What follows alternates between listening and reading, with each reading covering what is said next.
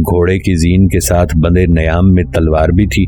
इस मौके पर आदिल खान ने न जाने क्या सोचते हुए वो कमान जो उसने अपने हाथ में पकड़ रखी थी घोड़े की जीन के हन्ने से लटका दी और एक तरफ बंधी हुई काफी बड़ी कमान संभाली। उसकी पीठ पर जो तरकश था उसमें 2 तरह के तीर थे, कुछ काफी बड़े और लंबे और कुछ छोटे। इन लंबे और कड़े तीरों में से एक तीर उसने लिया, बड़ी कमान को अपने बाएं घुटने में रखकर उसे उस्तवार किया। बड़ा और कड़ा तीर उसने कमान पर चढ़ाया, शुस्त ली, सांस को रोका। उसके बाद उसने जब तीर चलाया तो उसका वो तीर हेमो बकाल की आंख में पेवस्त होता हुआ उसके सर की पिछली समत से निकल गया। ये सूरत हाल हेमो बकाल और उसके लश्करियों के लिए बड़ी अंदेशानाक थी। उस वक्त तक दूसरे तीरंदाजों ने हाथियों के महावतों और उनकी ओट में आने वाले लश्करियों को क्योंकि छलनी कर दिया था, लिहाजा जब सनसनाता हुआ तीर हीमो बकाल की आंख से होता हुआ सर की पिछली समत से निकल गया और हीमो बकाल दर्द की शिद्दत का इजहार करने लगा, तब उसके लश्करियों ने भी देख लिया कि हीमो बकाल की एक आंख ज़ाय हो चुकी है और उसकी हालत बुरी है। लिहाजा उन्होंने बदहवासी और बदहाली का शिकार होते हुए जंग से हाथ खींच लिया और भाग खड़े हुए। मुअर्रिखीन तफसील के साथ इस बात की तस्दीक करते हैं कि हीमो बकाल की आंख में जो तीर लगा वो उसके सर के पुश्ती हिस्से से निकल गया था। जिस वक्त हीमो बकाल अपने लश्करियों की बदहाली को देख रहा था और उसके लश्करी जंग से मुंह मोड़कर भाग रहे थे, उस मौके पर उसने अपने मुहावत को हुक्म दिया कि वो भी हाथी को फेर ले और भाग खड़ा हो। चुनाचे जिस वक्त महावत हाथी को मोड़ रहा था उस वक्त तक कुछ मुगल लश्करी उस तक पहुंच चुके थे। एक मुगल लश्करी अपने घोड़े से जस्त लगाकर हाथी पर चढ़ दौड़ा। महावत को उसने गिरा दिया और हीमो बकाल को उसने जिंदा गिरफ्तार कर लिया था। हीमो बकाल के वो लश्करी जो मैदान जंग से भागे थे उन्होंने दिल्ली का रुख किया। वो जानते थे कि पानीपत के मैदानों में तो उनका टकराव सिर्फ अकबर के मुकदमातुल जैश से हुआ था। अभी अकबर और उसका वजीर बैरम खान एक खासे बड़े लश्कर के साथ पानीपत के मैदानों का रुख कर रहे हैं और उन्हें यकीन था कि पानीपत के मैदानों से निकलकर वो दिल्ली का रुख करेंगे और अगर उन्होंने दिल्ली में जाकर महसूर होना चाहा तो उनमें से कोई भी जिंदा नहीं बचेगा। लिहाजा वो सब अपनी जाने बचाने की खातिर इधर उधर बिखर गए थे।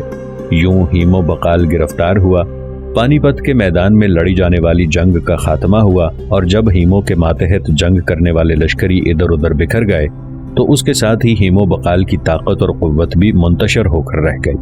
कुछ ही देर बाद अकबर और बैरम खान भी बाकी लश्कर के साथ पानीपत के मैदानों में पहुंच गए थे। मैदान में आते ही सबसे पहले उन्होंने अली कली खान और अब्दुल्ला खान उज़्बेक को हीमो बकाल के खिलाफ उनकी शानदार फतह पर मुबारकबाद दी।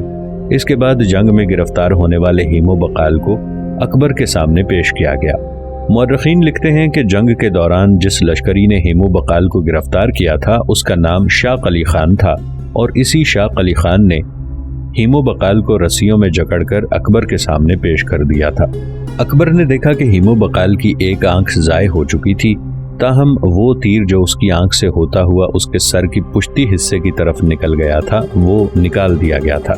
इस मौके पर अकबर कुछ देर तक बड़े गौर और किसी कदर नफरत आमेज अंदाज में हीमो बकाल की तरफ देखता रहा। फिर उसे गिरफ्तार करने वाले लश्करी शाह अली खान को मुखातिब करके कहने लगा, इसे गिरफ्तार करने पर मैं तुम्हें मुबारकबाद देता हूँ, इसका तुम्हें पूरा इनाम मिलेगा।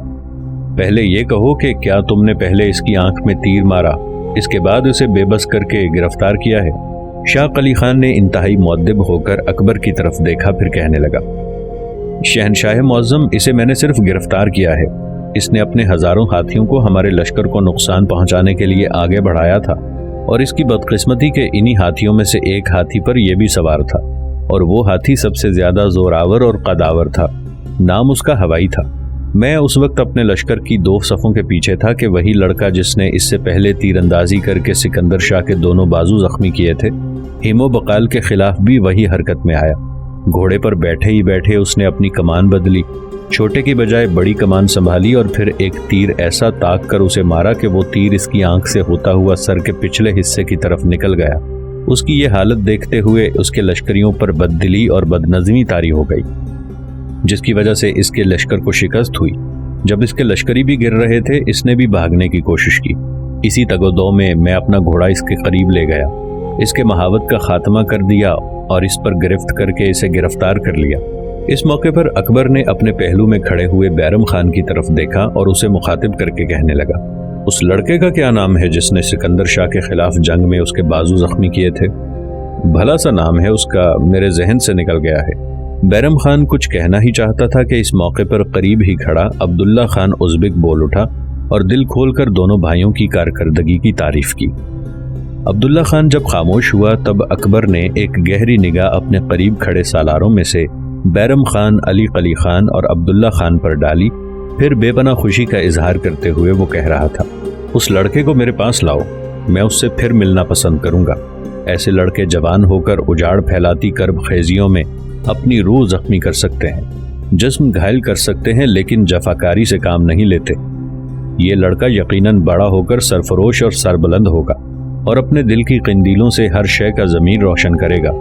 इस जैसे नौजवान ही बाजार हयात की वीरानियों में जानिसारी की कथाएं, फिदाकारी की दास्तानें रकम कर सकते हैं।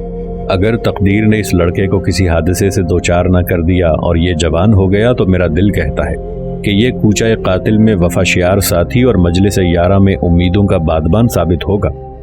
यहाँ तक कहने के बाद अकबर खामोश हो गया था। अब्दुल्ला खान के कहने पर एक लश्करी आदिल खान को बुलाने चला गया था। थोड़ी देर बाद एक समत से आसिफ खान और आदिल खान दोनों भाई आते दिखाई दिए। उन्हें देखते ही अकबर के चेहरे पर हल्का सा तबस्सुम नमूदार हुआ था। जब दोनों भाई करीब आए तब अकबर ने आगे बढ़कर बारी बारी दोनों के शाने थपथपाए। फिर आदिल खान को मुखातिब करके कहने लगा, मैंने तुम्हें अपने मुहाफिज दस्तों में शामिल किया था ताकि वहाँ तुम्हारी तरबियत के अलावा तुम्हारी खूब देखभाल भी हो। ये तुम्हारी जानिसारी है कि मुहाफिज दस्तों से निकलकर तुमने जंग में हिस्सा लेना चाहा और अपने भाई के पहलू ब पहलू जंग में अमली किरदार अदा किया। तुमने जो बेखता तीरंदाजी करके इस हीमो बकाल को जख्मी किया, जिसकी वजह से ये गिरफ्तार हुआ, तो तुम्हारी ये कारगुजारी मैं जिंदगी भर फरामोश नहीं कर सकूंगा। इस मौके पर अब्दुल्ला खान उज़्बेक ने जहां आदिल खान की तारीफ की, वहां उसने आसिफ खान की भी जंग के दौरान कारकर्दगी को सराहा और अकबर के सामने उसकी भी तारीफ की। अकबर ने दोनों से मिलकर खुशी का इजहार किया। दोनों भाइयों को नक़द इनामात से नवाजा और फिर शाह अली खान, जिसने हीमो बकाल को गिरफ्तार किया था, उसे भी अकबर ने नक़द इनाम दिया। इसके बाद अकबर ने अब्दुल्ला खान उज़्बेक की तरफ देखा और कहने लगा, जब हम आगरा जाएंगे तो हमें याद दिलाना, वहाँ इन दोनों भाइयों के लिए रिहाइश का एहतमाम किया जाएगा। इसके बाद इनकी कार्रवाइयों पर मजीद निगाह रखी जाएगी और इन्हें बेहतर से बेहतर मुराद से नवाजा जाएगा। इस तमाम कार्रवाई के बाद अकबर ने अपने सामने बेबसी की हालत में खड़े हीमो बकाल की तरफ देखा और उसे मुखातिब करके कहने लगा, तो तुम हो हीमो बकाल, जिसने गवालियार से आंधी और तूफान की तरह निकलकर पहले आगरा में लोगों का खून बहाया, इसके बाद दिल्ली में लोगों के मुफादात पर ज़रब लगाई और फिर तुम्हारे हौसले ऐसे बढ़ गए कि तुम पानीपत के मैदानों में हमारे साथ फैसला कुन जंग करने के लिए निकल खड़े हुए।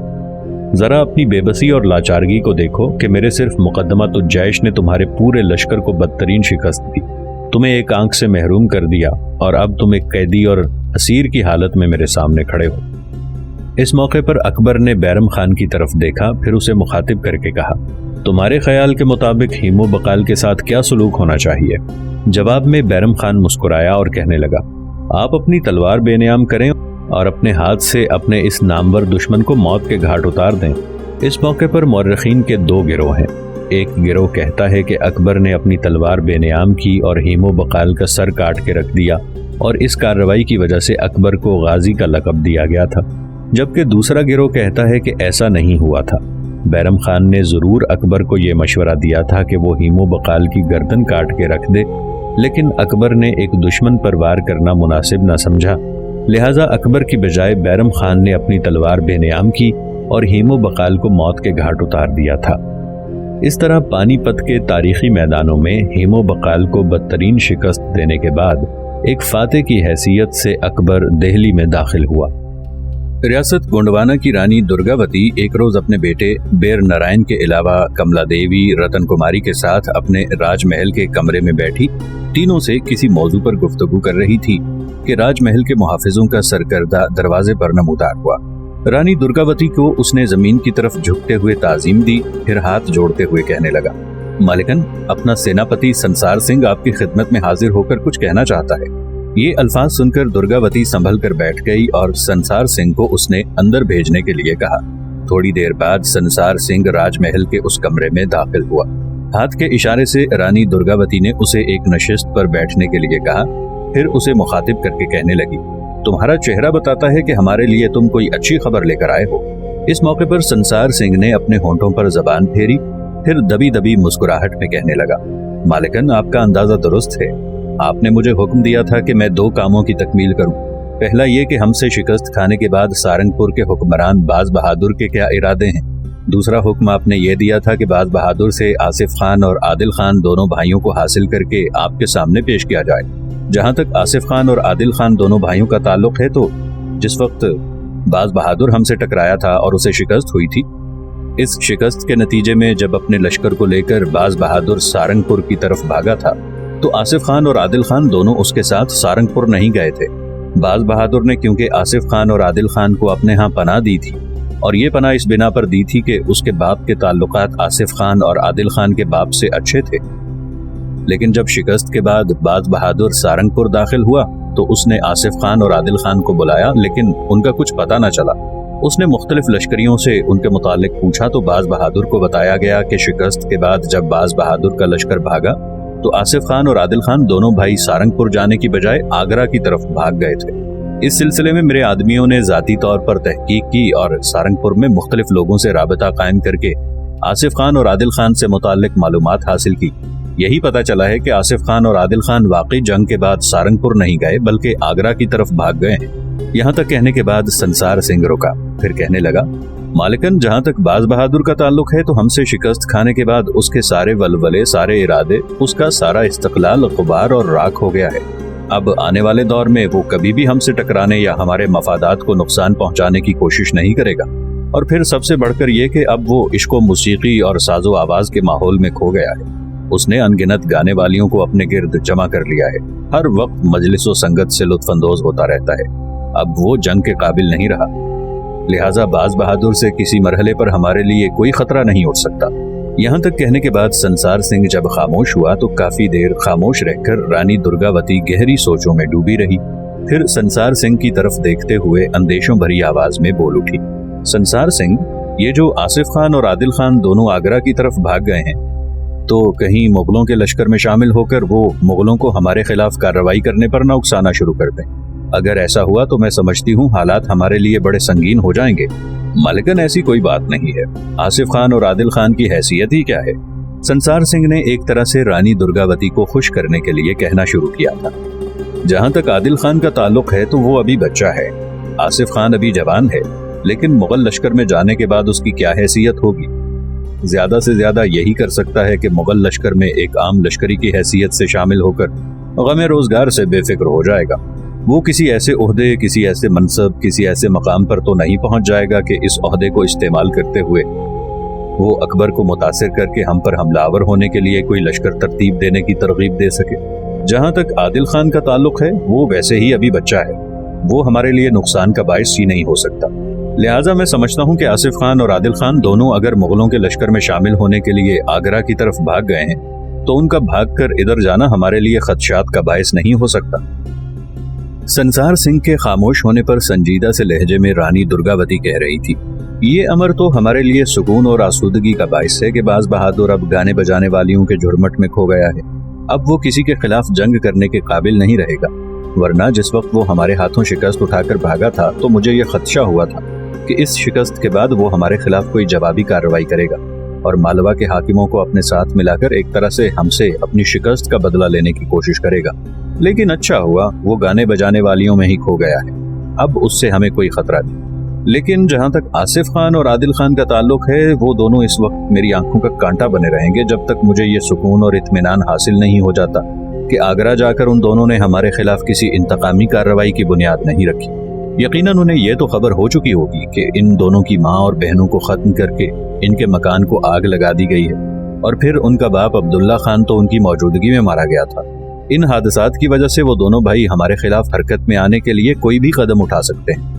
बहरहाल मैं तुम्हारे जिम्मे ये काम लगाती हूँ कि इस मामले पर निगाह रखी जाए कि आसिफ खान और आदिल खान कहीं मुगलों के जरिए हमारे खिलाफ कोई बड़ा कदम उठाने में कामयाब न हो।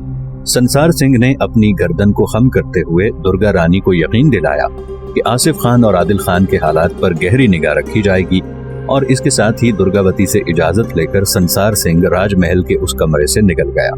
رانی درگاوتی کو اس کے سیناپتی نے باز بہادر کے متعلق جو معلومات فراہم کی تھی وہ حقیقت پر مبنی تھی، اس لیے کہ رانی درگاوتی سے بدترین شکست اٹھانے کے بعد باز بہادر واپس سارنگ پور کی طرف بھاگا، اور شکست کی صورتحال سے وہ سخت پریشان بھی ہوا۔ میدان جنگ سے بھاگتے وقت اسے یہ بھی بڑا صدمہ ہوا کہ اس کے لشکر کا ایک خاصا بڑا حصہ رانی درگاوتی کے ہاتھوں مارا جا چکا تھا۔ اس طرح باز بہادر بڑی مشکل سے سفر کی منزلیں طے کرتا ہوا سارنگ پور پہنچا۔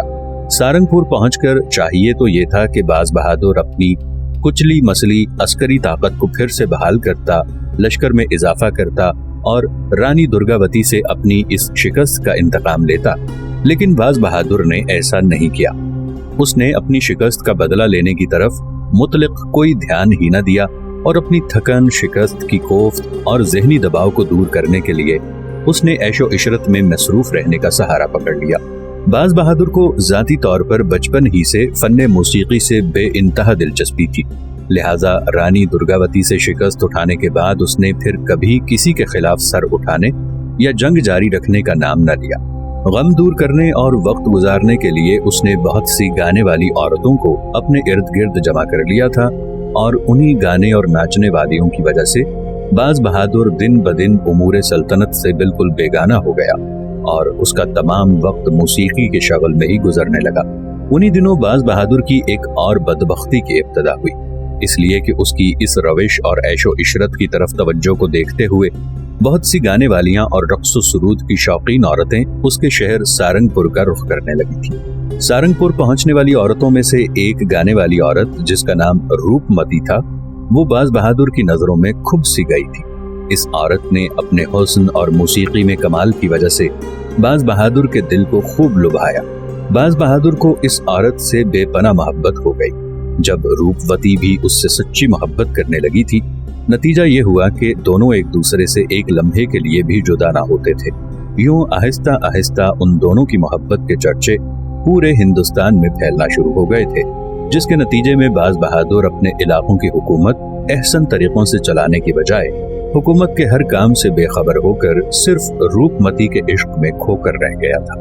پانی پت کے میدان میں چونکہ عبداللہ خان ازبک اور علی قلی خان شیبانی نے ہیمو بقال کے خلاف کارہائے نمایاں سر انجام دیے تھے اور ہیمو بقال کو بدترین شکست دی تھی، لہٰذا ان کی اس کارگزاری سے خوش ہوتے ہوئے اکبر نے عبداللہ خان ازبک کو کالپی کے علاقے کا حاکم مقرر کیا۔ جہاں تک علی قلی خان کا تعلق تھا تو یہ شخص جنگ کا خوب تجربہ رکھتا تھا، لیکن اخلاق و کردار کا اتنا مضبوط نہیں تھا۔ اندر ہی اندر سازشیں کرنے کا بڑا ماہر تھا، اور عموماً اس کے جاننے والے اسے ایک متعصب انسان سمجھتے تھے۔ تاہم اکبر نے اس کی ان ساری خامیوں کو نظر انداز کرتے ہوئے پانی پت کے میدان میں اس کی اچھی کارگزاری کو دیکھتے ہوئے اسے خان زمان کا خطاب دیا۔ ساتھ ہی اسے مشرق کے کچھ علاقوں کا حاکم مقرر کر دیا گیا تھا۔ جہاں تک آصف خان اور عادل خان دونوں بھائیوں کی کارگزاری کا تعلق تھا تو ان سے بھی اکبر نے بے پناہ خوشی اور طمانینت کا اظہار کیا، اور آگرہ میں چہار باغ کے سامنے انہیں ایک مکان رہائش کے لیے دے دیا۔ آگرہ میں چہار باغ بابر نے اپنے دور میں بنوایا تھا، اور یہ بڑا خوبصورت باغ تھا۔ بعد میں اس کا نام باغ ارم بھی مشہور ہو گیا تھا۔ دہلی میں قیام کے دوران اکبر کو خبر مل گئی کہ ہیمو بقال کی بیوی ہیمو بقال کے سارے خزانے اور مال و متاع لے کر اپنے اہل و عیال کے ہمراہ میوات کی طرف بھاگ گئی ہے۔ چنانچہ اکبر نے بیرم خان کے ساتھ کام کرنے والے ایک شخص پیر محمد خان کو ایک لشکر دے کر ہیمو بقال کی بیوی کا تعاقب کرنے کے لیے روانہ کیا۔ ساتھ ہی ہیمو بقال کے باپ کو بھی گرفتار کر کے قتل کر دیا گیا۔ ہیمو بقال سے نجات ملی ہی تھی کہ اکبر کو پنجاب کی طرف متوجہ ہونا پڑا۔ جالندھر سے پانی پت کی طرف کوچ کرتے وقت اکبر نے ایک شخص خواجہ حسر خان کو لاہور کی طرف روانہ کیا تھا۔ اسے پنجاب کا حاکم مقرر کیا تھا، اور اس کے ذمے یہ کام لگایا گیا تھا کہ وہ سکندر شاہ سوری پر گہری نگاہ رکھے، جو وقتی طور پر شکست اٹھا کر کوہستان سوالک کی طرف بھاگ گیا تھا۔ سکندر شاہ سوری کو خبر ملی کہ اکبر اور بیرم خان دونوں اپنے سارے لشکر کو سمیٹتے ہوئے پانی پت کی طرف روانہ ہو گئے ہیں تاکہ وہاں ہیمو بقال سے مقابلہ کریں۔ سکندر شاہ سوری کو قوی امید تھی کہ ہیمو بقال اکبر اور بیرم خان پر غالب آئے گا، اس لیے کہ سکندر شاہ کو خبریں مل رہی تھیں कि हेमू बकाल ने एक बहुत बड़ा लश्कर तैयार किया है और अपने लश्कर के अंदर उसने लगभग 1500 हाथी भी रखे हैं, जिन्हें खुसूसियत के साथ जंग के लिए सिधाया गया था।